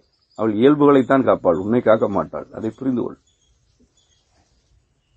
அவள் இயல்புகளை படைத்திருக்கிறாள். அந்த இயல்புகளில் இருந்துதான் நீ வந்திருக்கிறாய். நீ அந்த இயல்புகளை ஒழுகி நின்றால் காத்தலுக்குள் இருக்கிறாய். நீ வேண்டுவதற்கு ஏதுமில்லை. நீ காத்தலுக்குள் இருக்கிறாய், அருளலுக்குள் இருக்கிறாய். நீ வேண்டுவதற்கு என்ன இருக்கிறது? விலகி வந்து வேண்டினாலும் மீண்டும் உள்ளே செல்ல வேண்டும் என்று வேண்டு. இயல்புக்குள் செல்ல வேண்டும், என்னுடைய ஒழுங்கிற்குள் நான் செல்ல வேண்டும் என்று வேண்டு. அவள் காப்பாள். இதனை புரிந்து கொள்ளாமல் உணர்ச்சிகளுக்கு ஆட்பட்டுக் கொண்டே இருந்தால் அருளும் கிடைக்காது, வேண்டும் பொருளும் கிடைக்காது. ஒருவேளை பொருள் கிடைத்தாலும் அவையெல்லாம் ஒரு நொடியில் சிதைக்கப்படும். அவ்வளவுதான். நீ இயல்பிலிருந்து வழுவி சென்றால் நீ திரட்டி கொண்ட அனைத்தையுமே அழிப்பதற்கு ஒரு நொடியே மிகுதியான காலம், அல்லது அந்த பொருட்களிலிருந்து உன்னை பிரிப்பதற்கு எவ்வளவு காலமாகும்? இயல்பிலிருந்து வழுவும் அனைவருக்கும் இதுவே விதி. இதுதான் விதி. இயல்பில் வாழ்வோர் மிகுதியான பொருள் சேர்ப்பார்களா? இயல்பாக மிகுதியான பொருள் சேர்க்க இயலுமா? இயலாது. இயல்பில் வாழ்வோர் பிச்சை எடுப்பார்களா? இயலாது. செல்வம் என்னும் அல்லலில் பிழைத்தும் நல்குறவென்னும் தொல்விடம் பிழைத்தும் என்று ஆசான் இதைத்தான் குறிப்பிட்டார். மிக அழகாக எளிமையாக குறிப்பிட்டார். செல்வந்தராக இருப்பது ஒரு அல்லல், பெரும்பாடு. ஏழ்மையில் இருத்தல் நஞ்சு. நஞ்சை உண்ணவும் முடியாது, பெரும்பாடு பட்டுக் கொண்டே இருக்கவும் முடியாது. ஆகவே செல்வந்தராகவும் இருக்கக்கூடாது, ஏழ்மையிலும் இருக்கக்கூடாது, வறுமையிலும் இருக்கக்கூடாது. அப்படி என்னை நீ ஆக்கிவிட்டாயே என்றுதான் அவர் போற்றினார். இது இயல்பு. இது யாருக்கு புரியாது? எல்லாருக்குமே புரியும். யாரும் பிச்சை எடுக்க வேண்டாம், யாரும் மிகுதியாக சேர்த்து வைக்க வேண்டாம். மிகுதியாக சேர்த்தாலே சிந்தனை சிதையும். அது சேர்ப்பவர்கள் அனைவருக்குமே தெரியும். பதட்டம் இல்லாமல், நடுக்கம் இல்லாமல் மிகுதியான பொருள் சேர்த்தோரால் இருக்கவே இயலாது. உணர்ச்சி நடுங்குகிறது என்றால் என்ன பொருள்? இயல்பில் இருந்து வழுவிவிட்டாய் என்று பொருள். தவறல்ல. ஆனால் ஏன் மீண்டும் நீ இயல்புக்கு வரக்கூடாது? ஏன் மீண்டும் இயல்புக்கு திரும்பக்கூடாது? இதையெல்லாம் விட்டுவிட்டா நான் வருவேன் என்று கேட்கிறாயா? வர வேண்டாம். ஆனால் இறையியலை பற்றி உனக்கு என்ன அக்கறை? இறையியல் மீது உனக்கு என்ன அவ்வளவு அக்கறை, பற்று? அது வேறு. இது சக்தி பெருக்குவதற்கானது அல்ல. சக்தியே ஒழுங்குதான், சக்திதான் இயல்பு என்பதை பற்றியது. இதனால்தான் உண்மையான இறை தேடலுக்கு மனிதர்கள் வருவதில்லை. இப்பொழுது நான் இதை கூறிவிட்டேன். உங்களில் எத்தனை பேருக்கு ஏற்புடையதாக இருக்காது என்பதையும் நான் அறிவேன். பலரால் இதை ஏற்க இயலாது. நீங்கள் ஏற்க மறுக்கிறீர்கள் என்று அதற்கு பொருள் அல்ல. உங்களுக்கு ஏற்பதற்கான வாய்ப்பே இல்லை. வாய்ப்பு இருந்தால்தானே மறுக்க இயலும். மிகுதியான பொருள் சேர்ப்பதோ, மனிதர்கள் ஒருவர் மீது ஒருவர் மிகுதியான பற்று கொண்டிருப்பதோ உணர்ச்சியை உச்சத்திற்கு எடுத்து செல்லும் செயல்கள். இதில் உங்களுக்கு என்ன ஐயம் இருக்கிறது? உணர்ச்சி தணிந்த நிலையில் மிகையான பொருட்களை வைத்துக் கொள்ள இயலுமா? இயலாது. உணர்ச்சி தனியும் நிலையில் ஒரு மனிதர் இன்னொரு மனிதர் மீது பற்றுக்கொள்ள இயலுமா? வாய்ப்பில்லை. அப்படி இருந்தால் அது சிவத்தை நோக்கிய பயணம், சக்தியின் அருளில் வாழும் வாழ்க்கை. இது துறவு அல்ல. நாம் என்றைக்குமே துறவை வலியுறுத்தியதே இல்லை. துறவு என்பது ஒரு பொய்மை. மனிதராக பிறந்தால் உணர்ச்சி இருக்கும். அந்த உணர்ச்சி நிறைவுற்று தணிய வேண்டும். நிறைவடைந்தால் தனிவு, அவ்வளவுதான். ஆனால் உணர்ச்சியே வேண்டாம் என்பது பாசாங்கு. அது யாரேனும் ஒரு சிலருக்கு இயல்பாக இருந்திருக்கலாம். அது ஒரு பொது ஒழுங்கல்ல. துறவு என்பது ஒரு வேடம். ஒவ்வொரு உணர்ச்சிக்கும் நீண்ட நெடிய காலப்பயணம் நிகழ்ந்திருக்கிறது. ஒரு உணர்ச்சி உங்களுக்கு வழங்கப்படுவதற்கு பன்னெடுங்காலமாக இந்த படைப்பு பல வினைகளை ஆற்றியுள்ளது. எண்ணற்ற ஒழுங்குகளை கட்டமைத்துத்தான் ஒரு உணர்ச்சி உங்களுக்கு வழங்கப்படுகிறது. இதை நீ யார் தூக்கி எறிவதற்கு? உனக்கு என்ன அவ்வளவு அதிகாரம் இருக்கிறது? இது பாசாங்கு. உனக்கு நிறைவடைந்த பிறகு அதை உன்னால் தூண்ட இயலாது, யாராலும் தூண்ட இயலாது. அது தணிகை. ஆனால் நிறைவடைந்ததாகவோ அல்லது அடைய வேண்டும் என்றோ நீ உன்னை வருத்திக் கொள்வது பாசாங்கு. இது இறை எட்டும் வழியே அல்ல. நம்முடைய மரபு இவ்வாறான போலித்தனங்களை எல்லாம் எப்பொழுதோ நிராகரித்து விட்டது. எப்பொழுதோ இவற்றையெல்லாம் தூக்கி வீசிவிட்டது. இயல்பாக வாழ்ந்து கொண்டு சிந்தனை வழியாக சிவத்தை எட்டுதல் மிக மிக எளிதானது. மிக மிக எளிதானது. இதனை விட எளிதான வழி எதுவுமே இல்லை. வழிபாடு வேண்டாம், அருட்பணிகள் வேண்டாம், எதுவுமே வேண்டாம். உன்னுடைய நான், எனது, என்னால், எனக்காக என்ற இருமாப்பிலிருந்து நீ விலகத் தொடங்கு. ஒரு மனிதர் இருக்கிறார் என்றால் அவர் மூலத்திலிருந்து பல்வேறு படிநிலைகளுக்கு பிறகு இந்த வடிவத்திற்கு வந்து இருக்கிறார். அதேபோல் நானும் மூலத்திலிருந்து பல்வேறு படிநிலைகளுக்கு பிறகு இங்கு வந்திருக்கிறேன். நாங்கள் புறப்பட்ட இடம் ஒன்று, ஆனால் வந்து சேர்ந்திருக்கும் இடம் வேறு வேறு. இதை ஏற்றுக்கொள்ளும் அனைவருக்குமே உணர்ச்சி தணிந்துவிடும். மாறாக மனிதர்கள் மீதோ பொருட்கள் மீதோ சில உணர்ச்சிகள் மீதோ பற்று கொண்டு திரிந்தால் உணர்ச்சி தனியாது, அறிவு தனியாது. இது எளிமையானதா என்று கேட்டால் என்னை பொறுத்தவரை இதுதான் எளிமையானது. ஏனென்றால் நீ எதை செய்தாலும் இங்குதான் வர வேண்டும். நீ உலகத்தையே சுற்றிவிட்டாலும் இங்குதான் வர வேண்டும். நேரடியாக இங்கு வந்து விடலாமே. நீ தலைகீழாக நின்றாலும், பல கோயில்களை கட்டி கொடுத்தாலும், எவ்வளவுதான் பொருளை செலவழித்தாலும், எத்தனை பேர் காலில் விழுந்தாலும், இறுதியாக இதுதான் வாயில். இங்கு இவ்வாறு தன்னை தனித்துக் கொண்டோர் நேரடியாக வந்து நின்று கொண்டிருப்பார்கள். நீயோ ஊர் உலகத்தை எல்லாம் சுற்றிவிட்டு வருவாய். வந்த பிறகும் உன்னிடம் நான் இவ்வளவு செய்தேனே என்ற உணர்ச்சி இருக்குமல்லவா, உன்னை திருப்பி அனுப்பிவிடுவார்கள். ஏனென்றால் நீ சுற்றுவதே அதற்காகத்தானே. நான் இவ்வளவு செய்கிறேன் என்றுதானே சுற்றுகிறாய். உன்னை திருப்பி அனுப்புவார்கள். நீ அழுகிவிட்டாய், பழுத்து விட்டு வா என்று அனுப்புவார்கள். ஆகவேதான் இது மிகவும் எளிமையானது என்கிறேன். இதை ஏற்றுக்கொள்வதில் ஏன் தயக்கம் இருக்கிறது என்றால், மனிதர்களுக்கு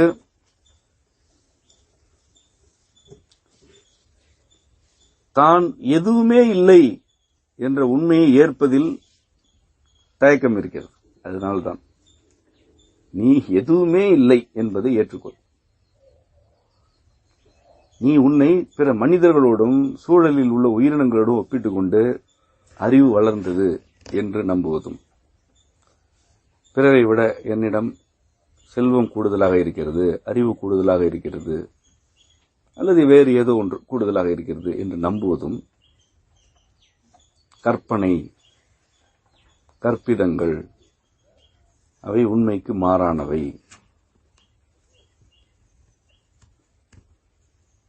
இந்த நம்பிக்கைகள் இருப்பதனால்தான் நான் எதுவுமே இல்லை என்ற உண்மையை நீ ஏற்பதில்லை. நீ எது? உன்னுடைய பெற்றோருக்கு பிள்ளை, கணவருக்கு மனைவி, மனைவிக்கு கணவர், இன்ன பிற அடையாளங்கள் இருக்கட்டும். இவற்றையெல்லாம் கடந்து நீ எது? ஐம்பூதங்களின் சேர்க்கை, அவற்றையெல்லாம் கடந்து நீ எது? அணுக்களால் ஆன ஒரு திரட்சி, அவற்றையெல்லாம் கடந்து நீ எது? ஆற்றல், அவற்றை கடந்து நீ எது? மூலம். நீ யார்? நீதான் சிவம். நீ சிவம் என்பது இந்த பேரண்டத்தை ஆட்டி வைக்கும் திறமை பெற்ற ஒரு கருத்தா? இல்லை, ஒன்றுமே இல்லை என்பதுதான் நீ. நீ ஒன்றுமே இல்லை, சிவமே ஒன்றுமே இல்லை. நீ என்ன? நீ ஒன்றுமே இல்லை. இதை ஏற்றுக்கொள். இந்த ஒன்றுமே இல்லாத நான் இந்த உடலில் வளர்ந்திருக்கிறேன். எனக்கு பல உணர்ச்சிகளும் அறிவு நிலைகளும் வழங்கப்பட்டிருக்கின்றன. இவற்றை நான் என்ன செய்வது? இவற்றில் நிறைவு கண்டுவிட்டு தனித்துக் கொண்டே இரு. ஒன்றில் நிறைவு காண்கிறாயா? போதும் என்று தனிந்து போ. ஒரு குறிப்பிட்ட துறையில் அறிவு பெற வேண்டும் என்று விரும்புதல் தவறல்ல. அறிவு பெற்றுவிட்டாயா? உனக்கு நிறைவு இருக்கிறதா? தனிந்து வா. எனக்கு எதை செய்தாலுமே அது போதாது, அடுத்தடுத்த சிகரங்களை எட்ட வேண்டும் என்றால் இறையியலை விட்டுவிடு, அவ்வளவுதான். சிகரங்களை தேடி ஓடுவோருக்கும் வானத்திற்கு ஏணி உண்டா என்று கேட்போருக்கும் இறையியலில் இடமே இல்லை.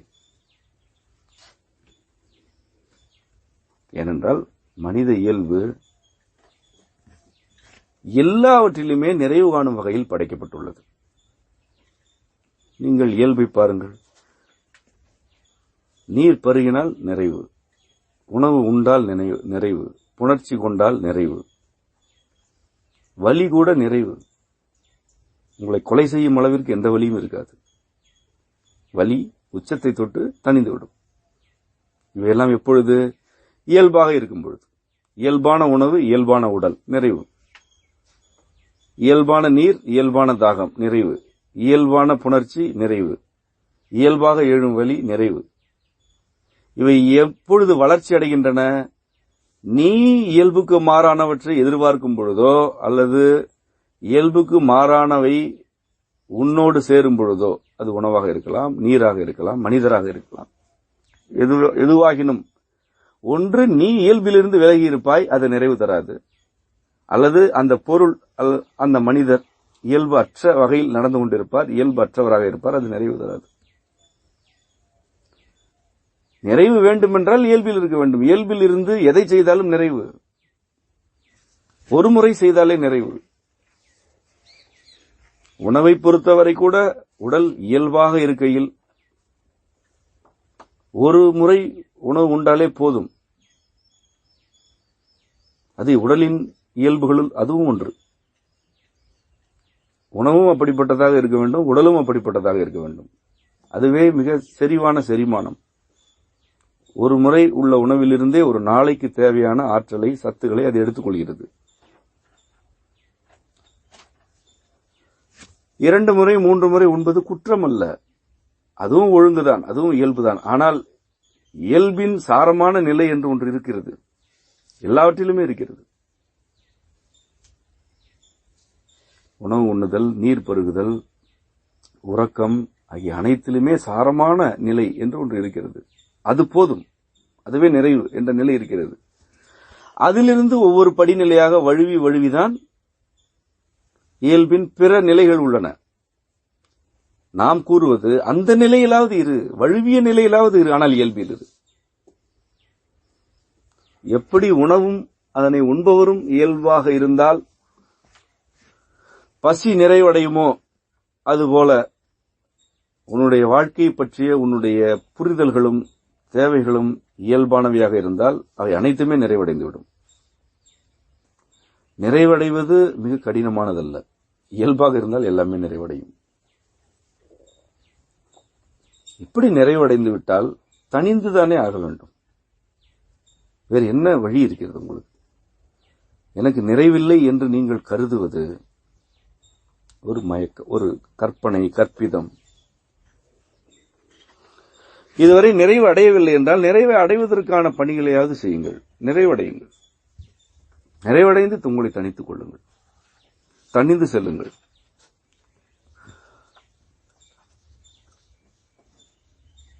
இறையியல் அனைவருக்குமான பாடம் அல்ல என்று நான் ஏற்கனவே குறிப்பிட்டேன். பொதுவெளியில் அனைவரிடமும் இறையியலின் ஆழத்தை அப்படியே உரைப்பதற்கு வாய்ப்பில்லை, எனக்கு விருப்பமும் இல்லை. ஏனென்றால் அது இந்த கதவு உனக்கு திறக்காது என்ற கருத்தையும் உள்ளடக்கியது. இங்கு எப்படி பொதுவெளி உரையாடல் இருக்க வேண்டும் என்றால், உன்னால் முடியும், ஒரு நொடியில் இறையை உணரலாம், நீயே கடவுளாகலாம் என்று சிவலோகம் என்று ஒரு ஊர் இருப்பது போலவும், அதற்கு செல்வதற்கான நுழைவு கட்டணத்தை நீ கட்டினால் சீட்டு வாங்கி தருவதற்கு ஆட்கள் இருப்பது போலவும் கருத்துகள் முன்வைக்கப்படுகின்றன. இவையெல்லாம் பொதுவெளியில் புழங்குகின்றன.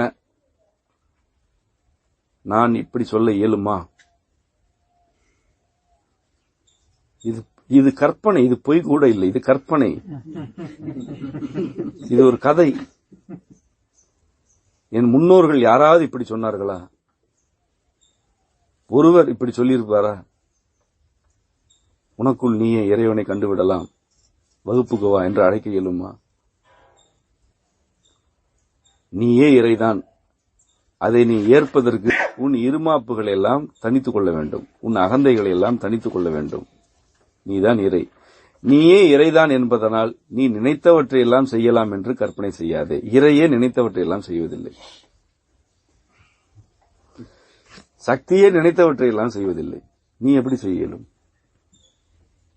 அவள் திடீரென்று நினைத்து கதிரவன் தொலைவில் இருக்கிறது, புவிக்கு பக்கத்தில் கொண்டு வரலாம் என்று நினைத்தால் ஒழுங்கை வைத்திருக்கிறாள் அல்லவா? எவ்வளவு பெரிய ஒழுங்கு இது! ஒழுங்கு என்றால் என்ன என்று அன்னையிடம் கற்றுக்கொள்ள வேண்டும். நான் ஒழுங்கை அன்னையிடம்தான் கற்றுக்கொள்கிறேன். அவளே ஒழுங்கு. அவள் எப்படி ஒழுங்காக வடிவமைக்கிறாள்? அவளே படைக்கிறாள், அவளே ஒவ்வொரு வடிவமாகிறாள். அவளே நினைத்தவற்றையெல்லாம் செய்வதில்லை. நீ என்ன, நீ ஒரு பயிற்சிக்கு சென்று வந்து விட்டால் நீ நினைத்தவற்றையெல்லாம் செய்து விடுவாயா? அப்படி செய்தால் அது இறைநிலையா? உன்னுடைய பிறவிக்கு நீ துன்பங்களை சேர்த்துக் கொள்கிறாய், பலருடைய உரிமைகளை பறித்து பாவங்களில் ஈடுபடுகிறாய், இவ்வளவுதான். அது இறையியல் அல்ல. உணர்ந்தோர் யாவருமே தனிந்துதானே போனார்கள். யாராவது ஆடினார்களா? உணர்ந்தால் தலைமுறை வாழ்க்கைதான். உணர்ந்து விட்டால் முகம் காட்டுவதற்கே வெட்கம், தனிமை, எல்லா உணர்ச்சிகளுமே தனிந்து கொண்டுதானே இருக்கும். உணர்ந்தால் அதுதானே. சிவத்தை உணர்ந்து விட்டால் உணர்ச்சி எப்படி எழும்? இயல்பாக வாழ்ந்தால் நிறைவு, நிறைவடைந்து விட்டால் தனிதல், அவ்வளவுதான். நம்முடைய நால்வர் பாடிய பாடல்கள் அவை அனைத்துமே மந்திரங்கள். அவர்களுடைய வாழ்க்கை என்ன சொல்கிறது? அப்பரடிகள் நாத்திகத்தில் வல்லவர். அவர் நாத்திகத்தில் முனைவர் பட்டம் போன்ற ஒன்றை பெற்றவர் சமணர்களிடையே. அவர் பெரிய சமண துறவி. 50 அல்லது 55 வயதுக்கு பிறகுதான் அவர் நம்முடைய நெறிக்கே வருகிறார். அதன் பிறகு அவர் நீண்ட காலம் வாழ்கிறார். அவர் எதுவுமே வேண்டாம் என்று துறந்தவரா? அவரும் வாழ்க்கை வாழ்ந்தவர் தானே, இயல்பான வாழ்க்கையை வாழ்ந்தவர் தான் அவரும். இறை உணர்ந்த பிறகு யாவற்றிலும் நிறைவு கிடைக்கிறது, உணர்ச்சி தணிகிறது, அறிவு தணிந்து போகிறது, நான் ஒன்றுமே இல்லை என்பதை ஏற்கிறார். அப்படி ஏற்கும் பொழுது வாயை திறந்தால் பாடலாக வருகிறது, மந்திரங்களாக வருகின்றன. சுந்தரமூர்த்தி நாயனார் செல்வச் செழிப்பாக வளர்ந்தவர், இறுதி வரை அப்படியே வாழ்ந்தவர். தன்னை அழகுபடுத்திக் கொள்ளும் உணர்ச்சியிலிருந்து அவர் விலகியதாகவே தகவல் இல்லை. அதனால் இறைவன் ஒதுக்கினானா? அது உன்னுடைய உணர்ச்சி, அதில் நிறைவு காண்கிறாயா? நிறைவு காண். அதுவே உனக்கு நிறைவாக இருக்கிறதா? நிறைவாக இரு. மகிழ்ச்சியாக இருக்கிறாயா? மகிழ்ச்சியாக இரு. அவரை விடவா வரலாற்றை அல்லது நம்முடைய இறைநெறி மரபுகளை பிறர் மீட்டெடுத்து விட்டார்கள்? அவர் இறைவனுக்கு தோழன், தம்பிரான் தோழன். இறைவனோடு தோழமையோடு இருக்க முடியுமா? இருக்கலாம். இறைவன் தந்தை, இறைவனே தாய், இறைவனே தோழன், இறைவனே தோழி, இறைவனே யாவும். நீ எதுவாக வேண்டுமானாலும் இருக்கலாம். எதுவாக இருந்தாலும் அதில் உண்மையாக இருக்க வேண்டும். நீ உண்மையாக இருந்தால் போதும். திருஞான சம்பந்தர் பச்சிளம் வயதிலேயே மெய்யறிவு பெற்றவர். அவரும் இயல்பான வாழ்க்கையை வாழ்ந்தவர் தான். இயல்பான வாழ்க்கை வாழ்ந்தவர். உங்களுக்கு சில தோற்ற மயக்கங்களை கொடுத்து வைத்திருக்கிறார்கள். எல்லா உணர்ச்சிகளையும் துறந்தவர்கள் என்ற தோற்ற மயக்கம் இருக்கிறது. அது நம்முடைய மரபே அல்ல, அது நம்முடைய நெறியே அல்ல. எல்லாவற்றையும் துறந்துவிட்டு அலைவது போலிகளுடைய நடைமுறை. உண்மையாக வாழ்பவர்களுக்கு அது தேவையில்லை. போலிகள், எதுவும் கிடைக்காதவர்கள் அல்லது இறுகி போன அறிவு கொண்டவர்கள் துறக்க வேண்டும் என்பார்கள். இவர்களால் எதுவும் நிகழ்வதில்லை அல்லது இவர்களால் எதையும் நிகழ்த்த இயலவில்லை. ஆனாலும் பெருமை வேண்டும் என்பதற்காக வேடம் தரிப்பார்கள். அவ்வளவுதான். ஒரு வடிவம் முதிர்ச்சி அடைந்த பிறகு உணர்ச்சிகளில் வாழ்கிறது. உணர்ச்சிகளை நிறைவு செய்வதற்கு எவையெல்லாம் தேவையோ அவற்றையெல்லாம் செய்கிறது. நிறைவு முடிந்தது, அவ்வளவுதான். அதோடு தணிதல். அதன் பிறகு தணிதல். அதன் பிறகு மட்டுமே தணிதல். எதை செய்தாலும் உண்மையாக இருக்க வேண்டும். உண்மை இருக்க வேண்டும். சுரண்டுவதற்காக, பயன்படுத்திக் கொள்வதற்காக, பரிவு தேடுவதற்காக, வாக்குறுதிகள் கொடுப்பதற்காக அல்லது வாக்குறுதிகளை பெறுவதற்காக எதை செய்தாலும் உனக்கு நிறைவே கிடைக்காது. பசிக்காக உணவு உண், சத்துக்காக உணவு உண்ணாதே, அவ்வளவுதான். பசிக்கு உணவு உண். எதை உண்பது என்று கேட்கும் பொழுதே நீ இயல்பிலிருந்து வழிவிட்டாய். உன்னுடைய இயல்புக்கு எது உணவு என்று இதுவரைவா உனக்கு புரியவில்லை? உன் இயல்புக்கு எது உணவு, உன் சூழலின் இயல்புக்கு எது உணவு என்று உனக்கு புரியவில்லை என்றால் உனக்கு சத்தும் கிடைக்காது, பசியும் நிறையாது. தாகத்திற்கு தண்ணீர் குடி. எந்த தண்ணீரை குடிப்பது என்று கேட்டால் நீ இன்னும் அறிவில் இறுகி போய் கிடக்கிறாய். உனக்கு உணர்தலுக்கு என்ன தொடர்பு? உனக்கு இதையெல்லாமா கற்றுத்தர வேண்டும்? உடல் கிளர்ச்சிக்காக புணர்ச்சி கொள், அவ்வளவுதான். யாருடன் புணர்ச்சி கொள்வது, எப்படி புணர்ச்சி கொள்வது, அதற்கு ஏதேனும் வகுப்பு உண்டா என்று கேட்டால் உனக்கு எப்படி நிறைவு கிடைக்கும்? இதை யாருக்கு கற்றுக் கொடுத்தார்கள் பன்னெடுங்காலமாக? இதற்கு ஏன் உனக்கு வழிகாட்டல் தேவைப்படுகிறது? உனக்கு இறைநிலைக்கு என்ன தொடர்பு? உன்னுடைய இயல்பில் இல்லையா பசி, தாகம், புணர்ச்சி எல்லாம்? இல்லை என்றால் உனக்கு இறையியலுக்கும் தொடர்பில்லை. இவற்றையெல்லாம் நீ கற்றுக்கொள்வாய்.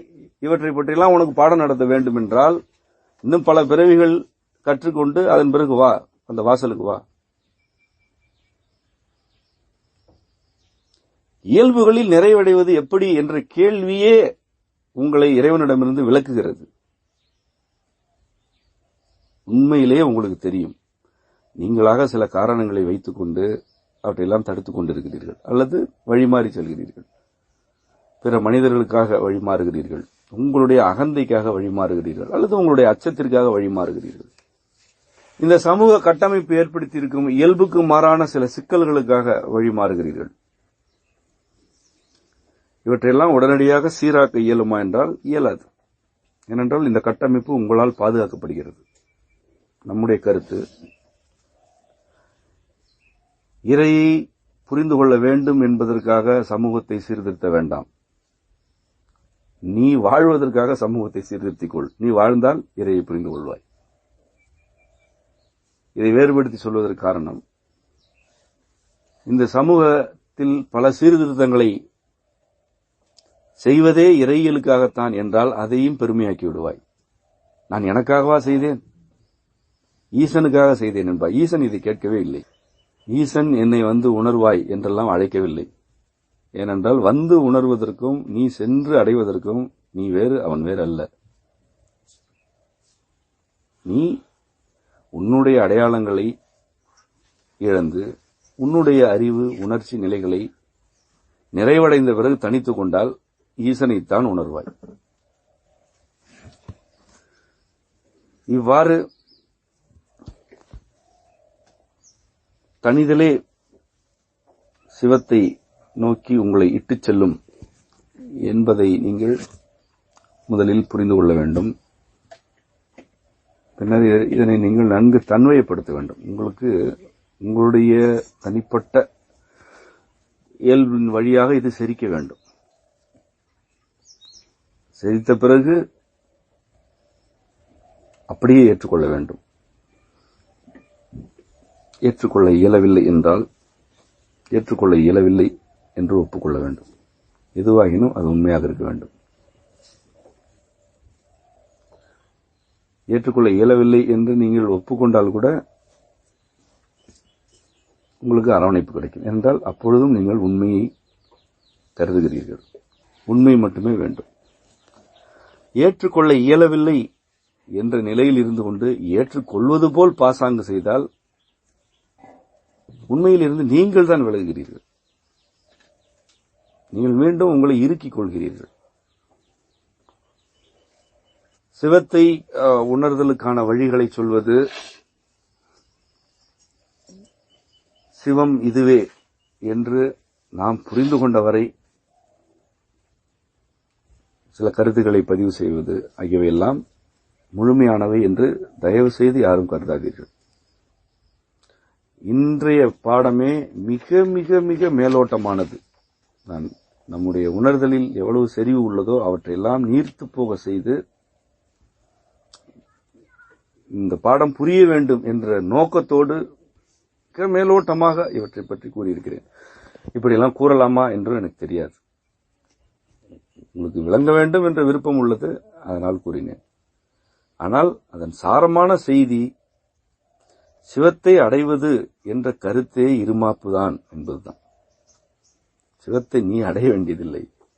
நீ உன்னை வேறு என்று கருதினால்தான் சிவத்தை அடைய வேண்டும் என்று நினைப்பாய். இதுதான் சாரமான செய்தி. இதன் மீதான நம்முடைய விளக்கங்கள் எல்லாம் உங்களுக்கு புரியும் வகையில் பேச வேண்டும் என்பதற்காக மிக மேலோட்டமாக உள்ளன. இது மிகவும் ஆழமானது, மிகவும் செறிவானது. ஆயினும் சிவம் வேறு, நீ வேறு என்று கருதாதே என்ற இந்த சாரமான செய்தியை மட்டும் நீங்கள் அப்படியே எடுத்துக்கொள்ளுங்கள். அதுவே உண்மை. அது இப்பொழுது நிகழ்ந்தாலும் எப்பொழுது நிகழ்ந்தாலும் நிகழவே இல்லை என்றாலும் கூட அதை பொருட்படுத்த வேண்டாம். ஆனால் இந்த உண்மையை நீங்கள் புரிந்து கொள்ளுங்கள். இதுதான் உண்மை. இதை புரிந்து கொள்ளுங்கள். உணர்ச்சிகளை, அறிவு நிலைகளை தனித்துக் கொள்வதற்கு விரும்புங்கள். நிறைவுதான் தணிகையாகும் என்பதையும் புரிந்து கொள்ளுங்கள். துறப்பு அல்ல, நிறைவு. ஆகவே நிறைவாக வாழுங்கள். நிறைவாக வாழ்ந்து யாவற்றையும் தனித்துக் கொள்ளுங்கள். அதுவே உங்களை அம்மையப்பரின் மூலத்தை நோக்கி அழைத்துச் செல்வது. பாடம் முடிந்தது. இறையியல் வகுப்பின் 5வது பாடமாகிய சக்தி அடுத்த காணொளி பதிவில் வெளியாகும். நன்றி.